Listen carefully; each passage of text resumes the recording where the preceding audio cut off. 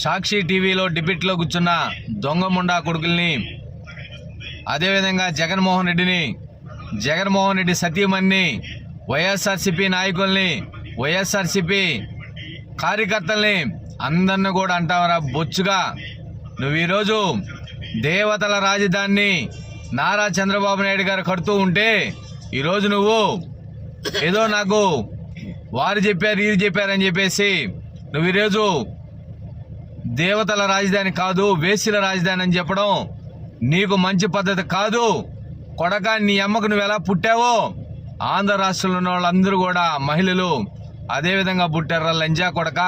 ఈరోజు నువ్వు అన్న ప్రతి మాటని నువ్వు కాదు, మీ జగన్మోహన్ రెడ్డి వచ్చి ఒక మాజీ ముఖ్యమంత్రిగా వచ్చి, ఒక వైఎస్ఆర్సీపీ అధినేతగా వచ్చి, ఒక సాక్షి మీడియా అధినేతగా వచ్చి క్షమాపణ చెప్పాలి.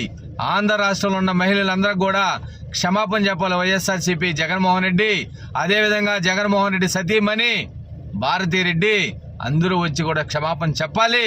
వెంటనే సాక్షి మీడియాని మూసేయాలని చెప్పి మేము డిమాండ్ చేస్తూ ఉన్నాం.